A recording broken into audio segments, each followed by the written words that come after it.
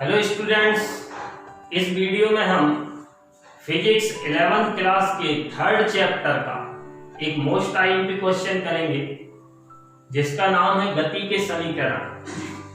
पिछले वीडियो में भी हम गति के समीकरणों का निगमन कर चुके हैं, लेकिन इस वीडियो में फिर से गति के समीकरणों की व्युत्पत्ति करेंगे, लेकिन ग्राफीय विधि से। अगर एग्जाम में ये आता है ग्राफीय विधि से कीजिए तो फिर इसी विधि से करना पड़ेगा। यदि ये वीडियो पसंद आए तो लाइक और शेयर जरूर करिएगा, और यदि अभी तक चैनल सब्सक्राइब नहीं किया है तो चैनल को सब्सक्राइब भी कर लें, जिससे कि आगे के वीडियो आप तक पहुंचते रहें। तो शुरू करते हैं ग्राफीय विधि से गति के समीकरणों का निगमन। तो इसके लिए थोड़ा सा पहले ग्राफ समझना पड़ेगा। तो जैसे ये एक्स अक्ष है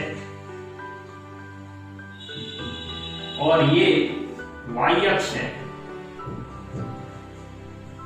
ये मूल बिंदु है। मूल बिंदु के निर्देशांक 0 0 होते हैं। अब यदि एक्स अक्ष पर इधर इस साइड जाएंगे, दाईं साइड तो प्लस रहता है, बाईं साइड माइनस, और वाई अक्ष में ऊपर की साइड प्लस, नीचे की साइड माइनस। तो एक्स अक्ष पर कुछ मान लिखे हुए हैं 1 2 3 4 5, 1 2 3 4 5, ये वाई अक्ष पर भी मान लिखे। अगर कोई बिंदु इधर है P और एक बिंदु इधर ले लिया हमने Q, इस बिंदु P की स्थिति अगर हम एक्स अक्ष पर देखेंगे तो 2 और वाई अक्ष पर देखेंगे तो 2। इसका मतलब इसके निर्देशांक हैं 2 2। अब हम देखते हैं Q पॉइंट की पोजीशन। तो Q पॉइंट मान लिया 4.5 पर है, तो 4.5 एक्स अक्ष पर उसकी स्थिति है और वाई अक्ष पर है 5, ये मान लिया। तो ये बिंदु P के निर्देशांकों से हमें ये पता चलता है कि एक्स अक्ष पर उसकी स्थिति और वाई अक्ष पर। तो बिंदु P से यदि Q तक वस्तु जा रही है तो हम अलग अलग देखेंगे कि एक्स अक्ष की दिशा में कितना गया और वाई अक्ष की दिशा में कितना गया। तो एक्स अक्ष में जब भी हमें मान देखना है तो इस अक्ष पर देखेंगे, और वाई दिशा में देखना है तो इस अक्ष पर देखेंगे। मतलब ऊर्ध्वाधर मान वाई अक्ष पर देखना और क्षैतिज मान आड़े वाले एक्स अक्ष पर देखेंगे। तो P से Q तक गया तो 2 से चला 4.5 तक, मतलब चला वो कितना, उसकी पोजीशन कितनी चेंज हुई, 2.5। 2 से स्टार्ट हुआ और 4.5 तक, तो 4.5 में से 2 घटा देंगे तो 2.5 आ जाएगा। ये एक्स अक्ष पर। अब वाई अक्ष पर देखेंगे तो 2 से चला और 5 पर रुका, मतलब 2 से चलना स्टार्ट हुआ वाई अक्ष पर और 5 तक चला, तो कितना चला वाई अक्ष पे, 5 में से हम 2 घटा देंगे, माइनस कर देंगे तो 3 आ जाएगा। तो इस तरह से अलग अलग अक्षों पर हम निकाल सकते हैं। तो इसी पर पूरा आधारित रहेगा ग्राफीय विधि से गति के समीकरणों की स्थापना। तो इसके लिए हम एक ग्राफ बनाएंगे। इसमें ये एक्स अक्ष है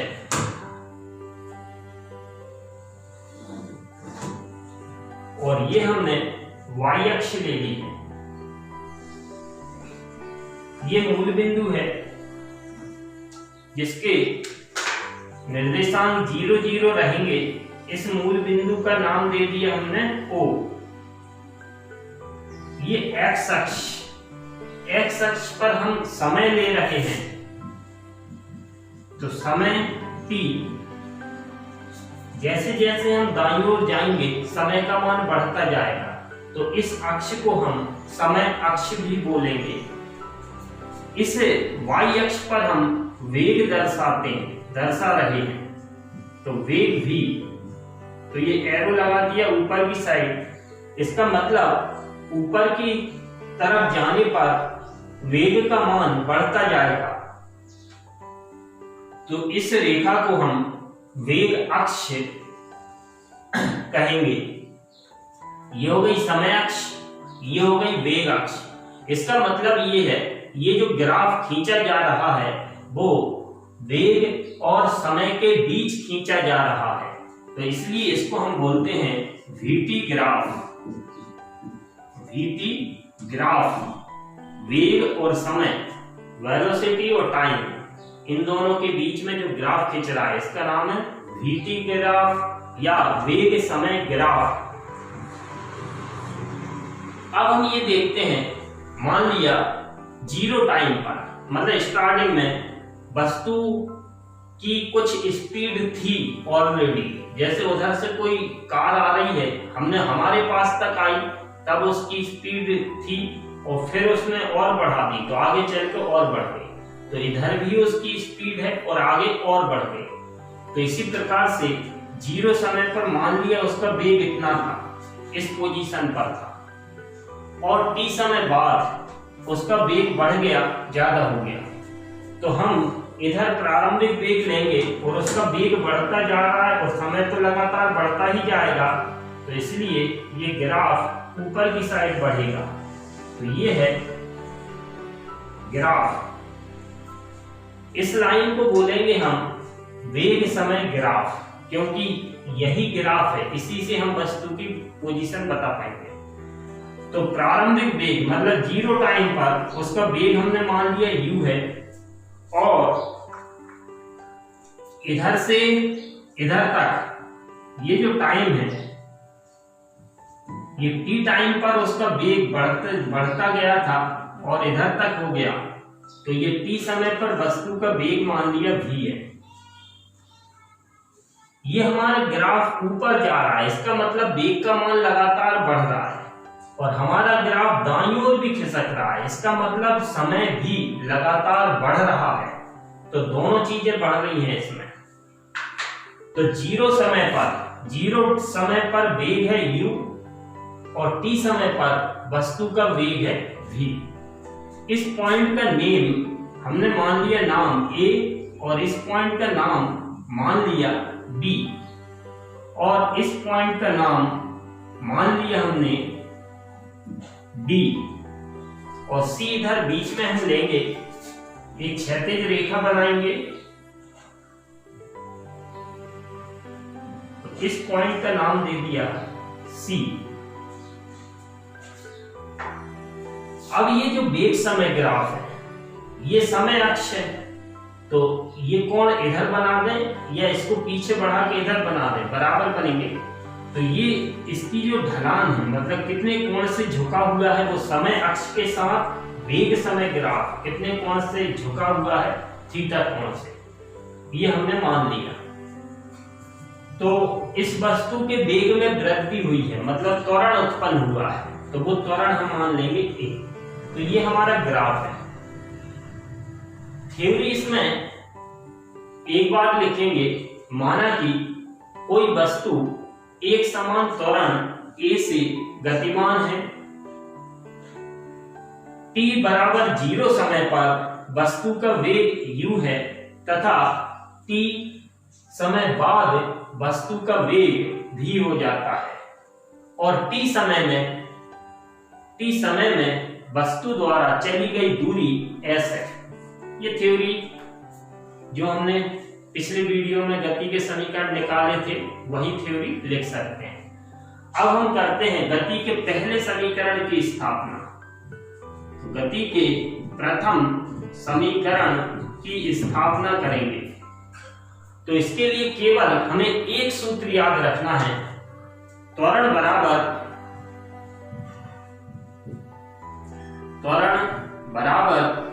वेग समय ग्राफ की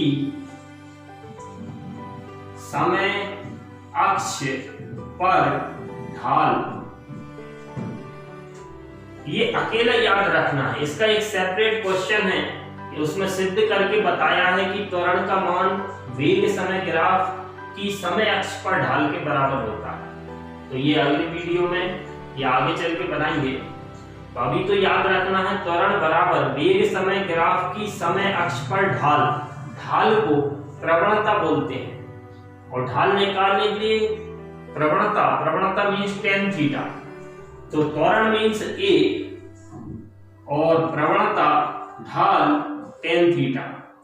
तो a इक्वल tan थीटा का सूत्र होता है लंब बटे आधार। तो इस त्रिभुज में हम देखें ABC त्रिभुज में तो लंब है BC और आधार है AC। तो tan थीटा की जगह लिखेंगे हम BC अपॉन AC। अब हम ये देखें BC का मान चाहिए हमें, तो BC का मान चाहिए तो ये ऊर्ध्वाधर है, तो ऊर्ध्वाधर में हम y अक्ष पर देखेंगे तो BC, तो B है V और C पॉइंट था U, मतलब 0 से इधर तक है U और 0 से इधर तक है V। हमें चाहिए BC बीच वाला, तो V में से U माइनस करेंगे तो BC की जगह लिखेंगे हम V माइनस U और AC मतलब ये आड़े में देख रहे हैं, आड़े मतलब x अक्ष में, तो AC ये वाला टुकड़ा इसके बराबर है और x अक्ष पर समय देखेंगे तो 0 से इधर तक का समय था t, तो AC की वैल्यू हो जाएगी t। अब हम त्रिज्या गुणा करेंगे तो V माइनस U बराबर AT और माइनस U को उस तरफ कर देंगे तो V बराबर U प्लस AT। यही गति का प्रथम समीकरण है। तो ये हमारा ग्राफीय विधि से निकालना है। तो केवल एक फॉर्मूला याद रखना है, स्टार्टिंग कहां से करना है, त्वरण बराबर वेग समय ग्राफ की, ये वेग समय ग्राफ की समय अक्ष पर ढाल। ढाल मीन्स प्रवणता और प्रवणता मीन्स tan थीटा। ये हमारा फर्स्ट इक्वेशन होगी। अब हम देखते हैं गति के द्वितीय समीकरण की स्थापना। द्वितीय समीकरण, अब द्वितीय समीकरण लाएंगे तो द्वितीय समीकरण में भी हमें एक सूत्र याद रखना है।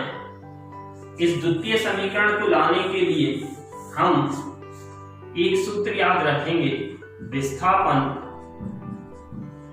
बराबर VT ग्राफ या वेग समय ग्राफ और समय अक्ष के बीच घेरा क्षेत्रफल। ये फॉर्मूला याद रखना है, विस्थापन बराबर VT ग्राफ मतलब ये और समय अक्ष मतलब ये, तो VT ग्राफ और समय अक्ष इनके बीच में घेरा क्षेत्रफल। तो VT ग्राफ ये है, समय अक्ष ये है, तो ये ग्राफ समय अक्ष पर इतना एरिया कवर कर रहा है ये पूरा, तो इस एरिया, इसका जो क्षेत्रफल होगा वो विस्थापन के बराबर होगा। इसका मतलब ये हुआ S बराबर, ये पूरा एरिया का नाम क्या है, ABDO का क्षेत्रफल, ABDO ये पूरा क्षेत्रफल, और ये क्षेत्रफल निकालना है हमें, तो ये विस्थापन के बराबर आएगा। अब क्षेत्रफल निकालने के लिए हम इसको दो भागों में बांट देंगे, तो एक ये त्रिभुज नजर आएगा ABC और एक आयत नजर आएगा ये ACDO। तो इन दोनों को अलग अलग निकाल कर उनका योग कर देंगे, मतलब टुकड़ों में टोटल एरिया निकालेंगे। तो इसकी जगह हम लिख सकते हैं त्रिभुज ABC का क्षेत्रफल प्लस आयत ACDO का क्षेत्रफल। तो S बराबर, अब ये जो त्रिभुज है ABC इसका क्षेत्रफल निकालेंगे, तो त्रिभुज का क्षेत्रफल का सूत्र होता है 1/2 लंबाई 1/2 आधार गुणित ऊंचाई। तो 1/2 आधार, त्रिभुज एबीसी का आधार है AC, तो 1/2 आधार गुणित ऊंचाई, आधार ये है, ऊंचाई ये है BC, ये हो गया हमारा त्रिभुज का क्षेत्रफल। अब इसमें प्लस करेंगे हम आयत ACDO का क्षेत्रफल, और आयत के क्षेत्रफल का सूत्र है लंबाई गुणित चौड़ाई। तो इसकी लंबाई हो गई OD इंटू चौड़ाई हो गई OA। ये हमने त्रिभुज का क्षेत्रफल का सूत्र लगा दिया और आयत के क्षेत्रफल का सूत्र लगा दिया। अब हम ग्राफ से देखकर मान रखेंगे।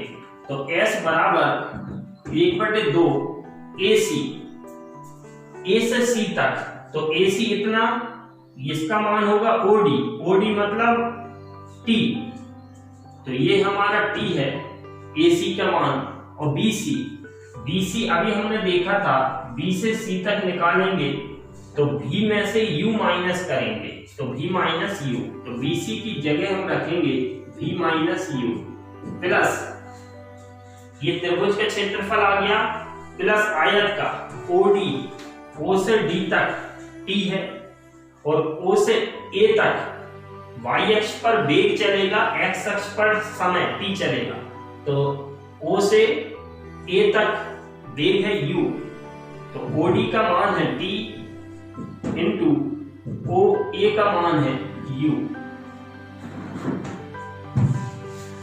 इधर तक समझ में आया होगा। अब हमें निकालना है दूसरा समीकरण। तो दूसरा समीकरण माइंड में पहले से रहे तो कुछ आ चुका है हमारा। अब हम गति के पहले समीकरण का यूज करेंगे, चाहे तो रफ में निकाल सकते हैं। V बराबर होता है U प्लस AT, तो V U को इस साइड लाएंगे तो माइनस U बराबर AT, तो V माइनस U की वैल्यू हमें मिली AT समीकरण नंबर 1 से, उसको उठाकर इधर रख देंगे तो हमें मिलेगा V माइनस U की जगह हमें AT रखना है, तो S बराबर 1/2 into T into V minus U, इसकी जगह AT plus UT, T into U मतलब U इंटू T। अब इसको हम अरेंज करके लिखें गति के दूसरे समीकरण जैसा, तो UT को पहले लिख दें plus 1/2 A T into T square, तो यही गति का दूसरा समीकरण है।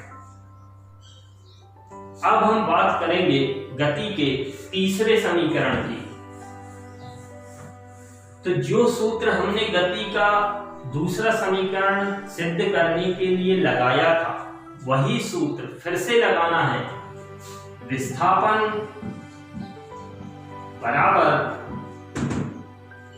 VT ग्राफ और समय अक्ष के बीच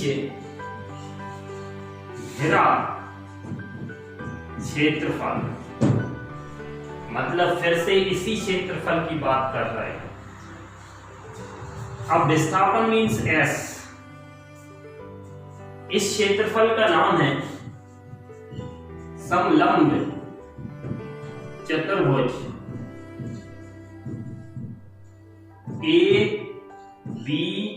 ABDO का क्षेत्रफल। इधर तक अभी पिछले ही जैसा चल रहा है। अब हमने पिछले क्वेश्चन में ये क्षेत्रफल निकालने के लिए, पूरा क्षेत्रफल निकालने के लिए इसको दो भागों में तोड़ दिया था, तब दूसरा समीकरण सिद्ध हो गया। अब यदि हम एक साथ पूरा क्षेत्रफल निकालें तो तृतीय समीकरण सिद्ध हो जाएगा। तो ये समलंब चतुर्भुज है, ये आकृति समलंब चतुर्भुज है, और समलंब चतुर्भुज के क्षेत्रफल का सूत्र होता है 1/2 ब्रैकेट के अंदर समांतर भुजाओं का योग और इनटू में इनटू में समांतर भुजाओं के बीच की लंबवत दूरी, ये फॉर्मूला याद रखना है। समलंब चतुर्भुज के क्षेत्रफल का सूत्र 1/2 समांतर भुजाओं का योग इनटू दोनों समांतर भुजाओं के बीच की लंबवत दूरी। अब हम ये समलंब चतुर्भुज है हमारे पास। अब पूरा एरिया, पूरा क्षेत्रफल एक साथ निकालेंगे तो समांतर भुजाएं कौन सी हैं इसमें? तो एक भुजा ये है और इसके समांतर ये दो भुजाएं समांतर है, लेकिन ये इधर जा रही है, ये इधर जा रही है, तो ये दो भुजाएं समांतर नहीं है। तो इन दो भुजाओं का योग लेंगे हम।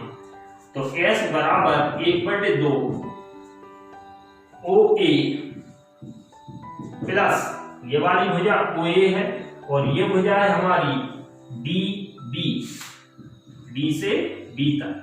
ये हो गया समांतर भुजाओं का योग। अब हम बात करेंगे लंबवत दूरी। तो समांतर भुजाएं ऐसी हैं, तो लंबवत दूरी ये होगी हमारी OD। तो इनटू में चलेगा OD। अब हम ग्राफ से देखकर उनके मान रख देंगे और सॉल्व करेंगे तो हमें मिलेगा गति का तीसरा समीकरण। तो S बराबर 1/2 OA, O से A तक U है, प्लस DB, D से B मतलब स्टार्टिंग से लेकर कहां तक? इधर तक। D से B मतलब इधर से इधर तक पूरा मान कितना है? V। तो DB की जगह V इनटू OD। OD ये टाइम है T, इधर तक पहुंच गए हम। अब गति के पहले समीकरण का यूज फिर से करेंगे। तो पिछले क्वेश्चन में हमने गति के पहले समीकरण से v माइनस यू का मान निकाल के रखा था, अब हम t का मान निकालेंगे। तो गति का पहला समीकरण होता है v बराबर u प्लस kt। अब v u को इस साइड लाएंगे तो v माइनस यू बराबर kt। हमें t की वैल्यू चाहिए तो v minus you a upon में जाएगा बराबर t। ये वैल्यू इधर रखेंगे हम। तो s equal 1/2 v plus u, u plus v की जगह हमने लिख दिया v plus u into t की value v minus u upon a। अब ये फॉर्मूला बन गया हमारा a प्लस b और a माइनस b मतलब a square minus b square. तो s इक्वल तो ऊपर हो जाएगा v square minus u square, a plus B और a minus B upon 2a, upon में बचा 2a। क्रिया गुणा करेंगे तो v square minus u square बराबर 2as, माइनस u स्क्वायर को उस तरफ ले जाएंगे तो v स्क्वायर बराबर u square plus 2as, minus का प्लस। ये हमारा गति का तीसरा समीकरण है। तो इस तरह से ग्राफीय विधि से गति के समीकरणों की स्थापना ज्यादा इंपॉर्टेंट है। तो यदि ये वीडियो अच्छा लगा हो और आप चाहते हैं कि मेरे वीडियो आप तक तुरंत पहुंचते रहें तो बेल आइकॉन जरूर दबाएं। Thank you.